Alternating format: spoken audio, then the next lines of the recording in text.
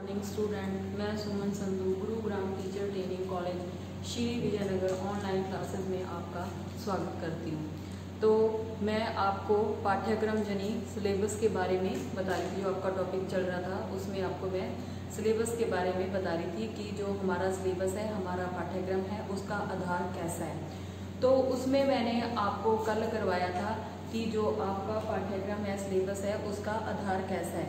तो उसमें मैंने आपको पॉइंट करवाई थी कल दो।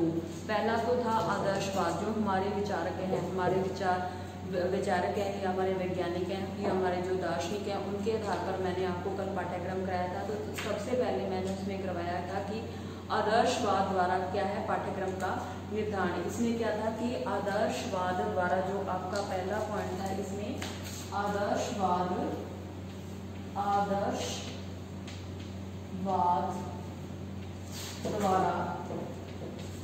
द्वारा पाठ्यक्रम का निर्धारण कि जो हमारे दार्शनिक हैं या हमारे विचारक हैं, उनका ये मानना है कि हमारा जो पाठ्यक्रम है वो किस पे आधारित होना चाहिए, आदर्शवाद के आधार पर हमारा पाठ्यक्रम होना चाहिए। यह पाठ्यक्रम हमारे आदर्श शाश्वत मूल्यों और विचारों, उनका मानना है कि जो हमारा पाठ्यक्रम, हमारा सिलेबस है, उसमें क्या होना चाहिए कि शाश्वत मूल्य और आदर्श विचारों पर अधिक बल दिया गया है। इसमें कहा गया है कि मानव जो है उसको किस प्रकार के विचारों को आदान प्रदान करना चाहिए। उसमें क्या होता है कि मानव के जो विचार हैं उसमें वह दो तरीके अपनाता है। किस तरह के आदर्शों या विचारों को दो तरीके से अपनाता है। उसमें तो एक तो देखो, मानव क्या करता है, अपने विचारों का निर्माण करता है। इसमें वो क्या करता है कि जो उसमें मुख्य आधार है उसको दो तरीके में माना गया है। ये आदर्शवाद का जो पाठ्यक्रम है उसके द्वारा इसका निर्धारण किया गया है। उसमें पहले क्या है कि मानव विचारों तथा आदर्शों, इसके अंदर है ये वाला पॉइंट, मानव विचारों तथा आदर्शों, मानव विचारों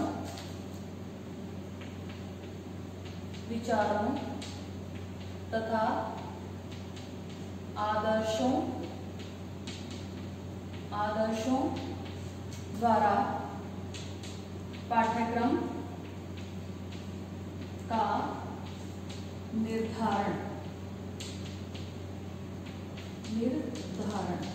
कि जो भी हमारा पाठ्यक्रम है उसमें क्या है कि मानव के आदर्शों और विचारों का निर्धारण होना चाहिए। तो इसमें जो मानव के विचार है वह दो तरीके से कैसे इन विचारों और आदर्शों को अपनाता है। पहला तो है कि हमारा भौतिक पर्यावरण है, हमारे भौतिक पर्यावरण में हमारे क्या आ जाता है, हमारा समाज, जाति, हमारी जाति आगे, हमारा समाज आ गया, और हमारे जो काम में आने वाली चीजें हैं, हमारे आसपास का एनवायरनमेंट हो गया, ये सारी चीजें क्या आ जाती हैं, भौतिक पर्यावरण में आ जाती हैं।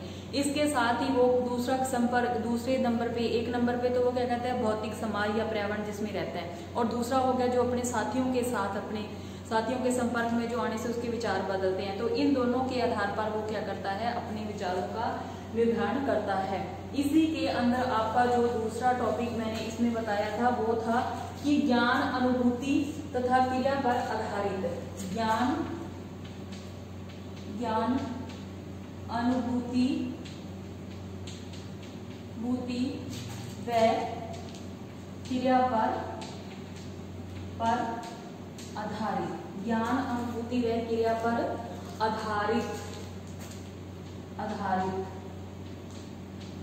ज्ञान, अनुभूति व क्रिया पर आधारित। ये इसी आदर्शवाद के अंदर ये दूसरा पॉइंट है कि एक तो हो गया मानव के विचार आदर्श हो गया, दूसरा हो गया ज्ञान की अनुभूति, यानी कि वो क्या महसूस करता है, किस तरीके का वो ज्ञान लेकर वो अपने जो उसका पाठ्यक्रम का निर्धारण करता है। दूसरी होगी उसकी क्रिया। अनुभूति में, ज्ञान अनुभूति में उसमें क्या आ जाते हैं, उसके सब्जेक्ट आ जाते हैं। कौन कौन से, जैसे उसके सब्जेक्ट आ गए, भाषा साहित्य आ गया, विज्ञान आ गया, गणित आ गया, भूगोल आदि विषय इसकी ज्ञान अनुभूति में आ जाते हैं। दूसरा है उसका क्रिया पर आधारित, क्रिया यानी कि उसकी डेली रोजमर्रा की जिंदगी में जो काम होते हैं, जैसे कि भोजन, वस्त्र आदि, भवन आदि का निर्माण करना। तो इस चीज को भी उसमें क्या करना चाहिए, पाठ्यक्रम को शामिल करना चाहिए। उसके बाद इसी के अंदर जो आपका तीसरा पॉइंट आता है वो है मानव सभ्यता के आधार पर, मानव सभ्यता के आधार पर, मानव सभ्यता के आधार पर।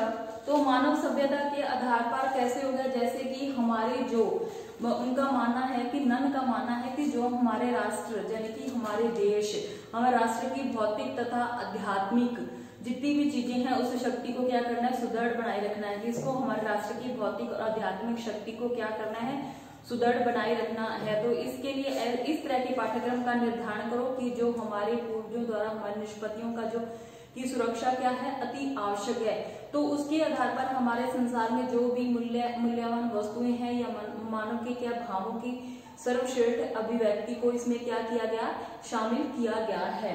तो ये क्या हो गया, मानव सभ्यता के आधार पर उनका क्या किया गया है, निर्धारण किया गया है पाठ्यक्रम का। तो इसी के अंतर्गत आता है, इसी पॉइंट के आगे जो है उसके है कि व्यक्ति तथा समाज की रक्षा, व्यक्ति तथा समाज के जीवन की रक्षा, यानी कि ऐसा पाठ्यक्रम होना चाहिए जो कि व्यक्ति यानी कि खुद की और उसके समाज की रक्षा करने वाला पाठ्यक्रम हो। जैसे कि हमारा इसके अंदर कौन कौन सी चीजें शामिल हो जाती हैं, जैसे कि हमारे शारीरिक स्वास्थ्य हो गया, शारीरिक स्वास्थ्य हो गया, रक्षा होगी, सदाचार हो गया, सामाजिक संगठन हो गए, प्रेम हो गया आदि, ये चीजें शामिल करनी चाहिए पाठ्यक्रम में। और इसी के अंदर दूसरा आ जाता है मानव सभ्यता के निर्माण द्वारा, किसके द्वारा, मानव सभ्यता के निर्माण द्वारा करने वाले, जैसे मानव सभ्यता उसका निर्माण करने वाली जो भी चीजें हैं वो इसके अंदर पाठ्यक्रम के अंदर शामिल होनी चाहिए। कौन कौन सी हो जाती है, जैसे हमारी मातृभाषा होगी, उच्च रचनाएं होगी, कविता होगी आदि, संगीत हो गया, हस्तकौशल हो गया, कताई बुनाई, ये सारी चीजों को क्या किया जाता है, इसमें हमारे पाठ्यक्रम में शामिल किया जाता है। तो इसमें आगे मैंने मानव सभ्यता के आधार पर 2 पॉइंट बताए हैं। एक तो है कि मानव जाति की या हमारे समाज की रक्षा कैसे की जाए, और दूसरा इसके है मानव सभ्यता का निर्माण करने वाली चीजें इसके पाठ्यक्रम में शामिल होनी चाहिए। ये तो किसके आधार पर था, ये तो आदर्शवाद के आधार पर पाठ्यक्रम का निर्धारण था। दूसरा मैंने आपको करवाया था प्रकृतिवाद, दूसरा आपका था जो प्रकृतिवाद,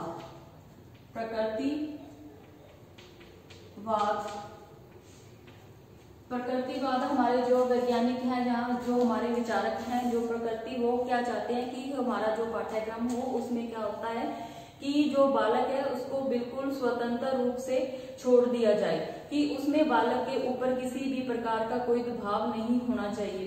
और इसमें जो हमारे पाठ्यक्रम में शामिल किया गया है जिन जिन चीजों को, उसमें था कि बच्चे की क्या होती है, मूल प्रवृत्तियां, यानी कि उसकी जो मूल प्रवृत्तियां हुई, उसकी रुचि होगी, अभिवृत्ति होगी, और के साथ ही उसका क्या व्यक्तिगत विभिन्नता होगी। सब बच्चों की क्या होती है, अलग अलग सोचने की शक्ति होती है, और हर बच्चे की अपनी अपनी व्यक्तिगत विभिन्नता होती है। उसी के आधार पर क्या वो करता है, शिक्षा को ग्रहण करता है, और जीवन की रक्षा से संबंधित जो भी विषय उसके अंदर आते हैं उन विषयों को क्या करना चाहिए, शामिल करना चाहिए। साथ ही यौन शिक्षा को भी इसमें शामिल करना चाहिए। तो ये किसके थे, प्रकृतिवादकों के विचार थे। तो अब जो आगे आपका, ये तो 1 नंबर था, ये 2 नंबर, अब मैं आपको तीसरा नंबर जो करवा रही है उसमें कौन शामिल है, उसमें है यथार्थवाद द्वारा पाठ्यक्रम का निर्धारण। पहला आपका हो गया पहला आदर्शवाद हो गया, दूसरा प्रकृतिवाद हो गया। अब जो आपका तीसरा है आगे वो किस पे आधारित है, यथार्थवाद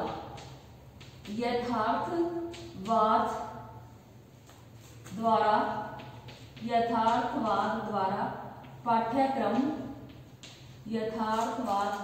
पाठ्यक्रम का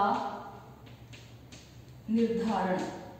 किस पर निर्धारण होना चाहिए, यथार्थवाद द्वारा पाठ्यक्रम का जो आपका निर्धारण होना चाहिए। इसमें क्या है, यथार्थवादियों का मानना है कि जो हमारा पाठ्यक्रम है उसमें केवल पुस्तकीय और साहित्यिक ज्ञान की अपेक्षा व्यवहारिक ज्ञान पर बल देना चाहिए।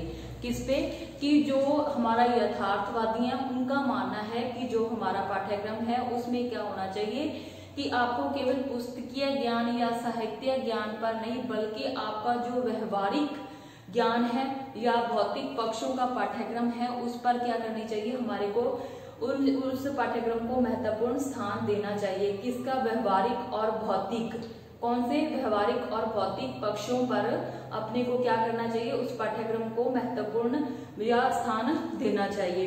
कि इसमें केवल आप बच्चों को पुस्तकीय या साहित्यिक ज्ञान न देकर उसका जो है कि भौतिक और व्यवहारिक पाठ्यक्रम है उसके को क्या देना चाहिए, उस पर जोर देना चाहिए, भौतिक पक्षों पर जोर देना चाहिए। यथार्थवादी चाहते हैं कि बालकों को ऐसे विषय पढ़ाए जाएं।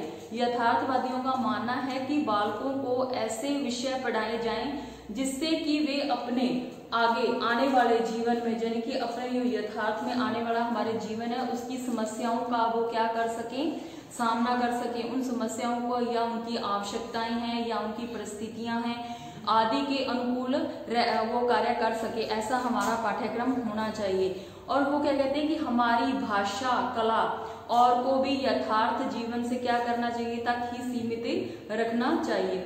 इसमें क्या है कि हमारे जो यथार्थवादी लोग हैं या यथार्थवादी विचारक हैं उनका मानना है कि बच्चों को केवल पुस्तकीय ज्ञान या साहित्यिक ज्ञान पर जोर न देकर आपको क्या करना है, उसके भौतिक और व्यवहारिक ज्ञान पर ज्ञान में ऐसा पाठ्यक्रम को महत्वपूर्ण स्थान देना चाहिए।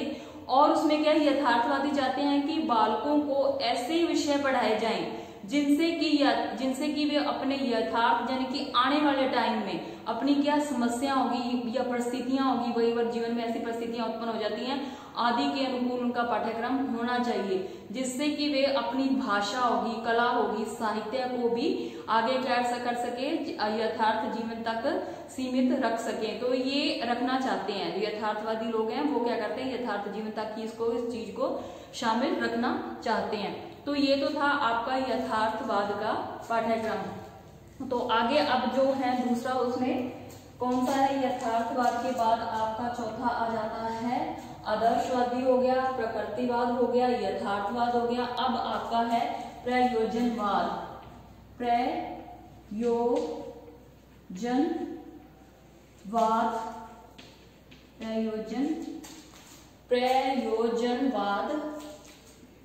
प्रयोजनवाद द्वारा पाठ्यक्रम का निर्धारण। प्रयोजनवाद द्वारा पाठ्यक्रम का निर्धारण। तो इसमें क्या आ जाता है प्रयोजनवाद क्या होता है, इसमें क्या कि जो हमारे प्रयोजनवादी विचारक हैं या विचारधारा वाले हैं उनका मानना है कि जो हमारा पाठ्यक्रम है, जो हमारी शिक्षा है, शिक्षा के अंदर जो हमारा सिलेबस है वो किसके, बालक, उसमें क्या दे रखा है कि बालक को शिक्षा का केंद्र बिंदु माना गया है। इसमें प्रयोजनवाद में जो बालक है उसको क्या शिक्षा का केंद्र बिंदु माना गया है। तो इसमें क्या है कि मानने के साथ साथ उसकी उपयोगिता के सिद्धांत पर भी आगे क्या किया गया है, ये शिक्षा बल देती है कि उपयोगिता के सिद्धांत पर भी शिक्षा क्या करती है, बल देती है। तो इसमें क्या है कि प्रयोजनवादी जो है वो कहते हैं कि पाठ्यक्रम का जो भी निर्धारण है, बालक की अभिरुचि होगी, अभिव्यक्ति होगी, उसकी उपयोगिता होगी के सिद्धांत पर क्या करती है, बल देती है। तो इसमें क्या है कि जो हमारे प्रयोजनवादी हैं उनका मानना है कि इसमें जो भी आप पाठ्यक्रम या सिलेबस का निर्धारण कर रहे हो तो उसमें कुछ नियमों और सिद्धांतों को आपको रखना है। तो उसमें कौन कौन से सिद्धांत है, एक नंबर तो आ जाता है इसमें उपयोगिता का सिद्धांत। उपयोगिता का सिद्धांत कि जो हमारे शिक्षा का पाठ्यक्रम है वो क्या होना चाहिए, बालक की उपयोगिता से संबंधित होना चाहिए कि वो आगे ऐसी शिक्षा दो कि जो बच्चा उसको उस शिक्षा को ग्रहण कर सके, उसकी उपयोगिता जनित शिक्षा का यूज कर सके, चाहे वो उसको जैसे अपने जीवन यापन या जॉब से संबंधित या जीवन चलाने ऐसी शिक्षा दो जिससे कि वो बच्चा काम या हो सके, उसकी शिक्षा उसके काम आ सके।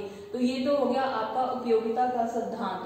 उसमें दूसरा है सानुबंधिता का सिद्धांत। दूसरा आपका इसमें है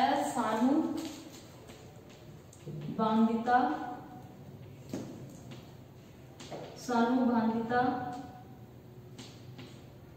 तो सानुबंधिता के सिद्धांत में क्या होता है कि इसमें जो उसको दे रहा है सानुबंधिता, ये तो सहानुभूति होगी कि जो भी सहानुभूति कि जो भी हमारा शिक्षा का पाठ्यक्रम या हमारा सिलेबस हो उसमें क्या होनी चाहिए, बच्चे के प्रति सहानुभूति वाला पाठ्यक्रम होना चाहिए कि जैसे भी बच्चे का इंटरेस्ट है या अपने हिसाब से जिस तरीके से बच्चा जो शिक्षा ग्रहण करना चाहता है उसी के आधार पर उस पाठ्यक्रम का क्या करना चाहिए, निर्धारण करना चाहिए। इसके साथ तीसरा है बाल केंद्रित, तीसरा है आपका बाल केंद्रित पाठ्यक्रम का निर्धारण, बाल केंद्रित पाठ्यक्रम का निर्धारण।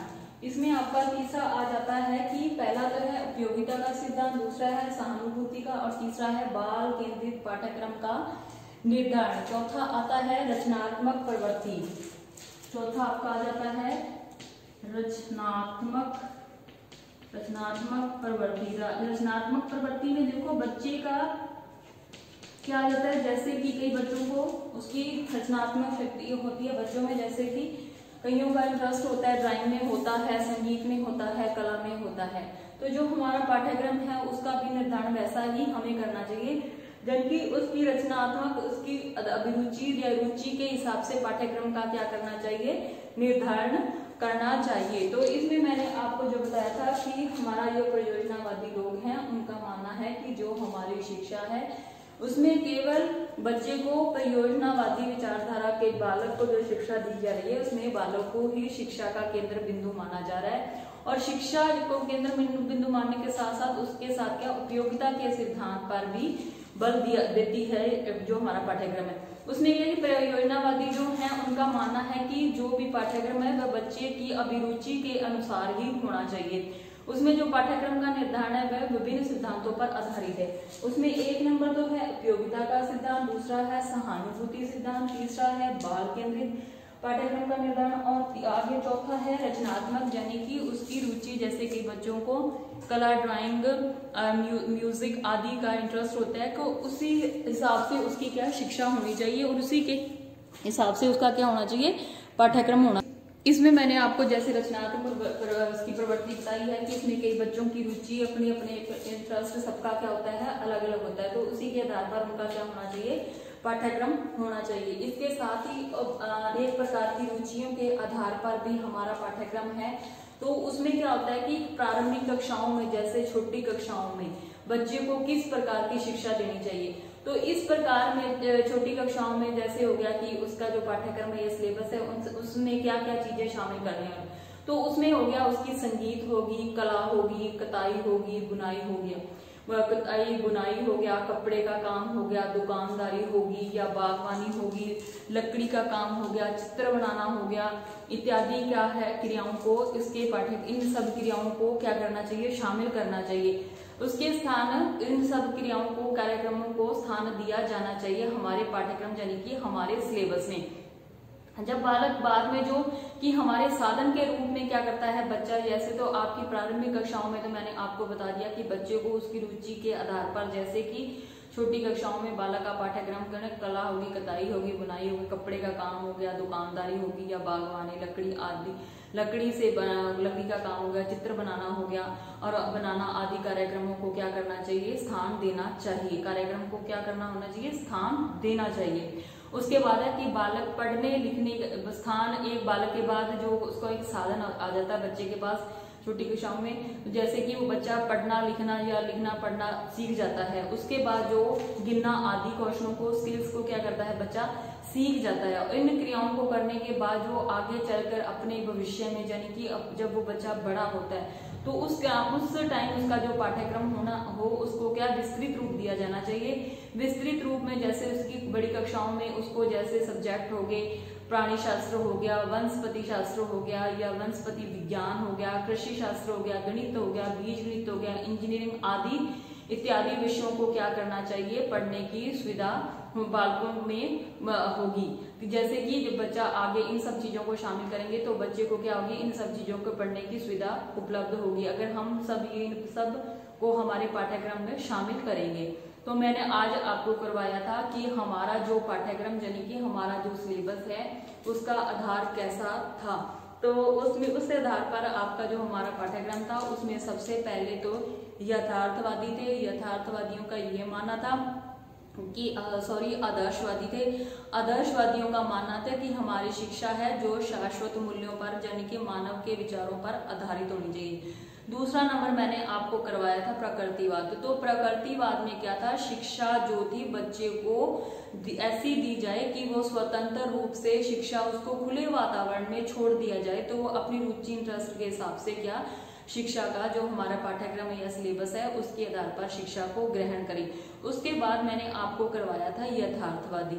यथार्थवाद जो हमारे यथार्थवादी विचारक हैं या हमारे वैज्ञानिक हैं उनका मानना है कि जो हमारी शिक्षा है वो किस पे आधारित होना चाहिए कि हमारी शिक्षा केवल पुस्तकीय और साहित्य ज्ञान पर आधारित न होकर उसमें क्या व्यवहारिक और भौतिक पक्षों को क्या करना चाहिए, पाठ्यक्रम में हमारे सिलेबस में महत्वपूर्ण स्थान देना चाहिए। यथार्थवादी चाहते हैं कि बालकों को ऐसे विषय पढ़ाए जाएं कि जो उनके आने वाले टाइम में उनके यथार्थ जीवन में जो समस्याएं आती हैं या आवश्यकताएं आती हैं या परिस्थितियां ऐसी उत्पन्न हो जाती हैं कि जिसके अनुकूल वो शिक्षा ग्रहण करे और अपना जीवन यापन कर सके। साथ ही उसे भाषा, कला और साहित्य आदि का भी यथार्थ जीवन में तक ही उसको क्या करना चाहिए, सीमित रखना चाहिए। उसके बाद मैंने आपको चौथा करवाया था प्रयोजनवाद द्वारा पाठ्यक्रम का निर्धारण।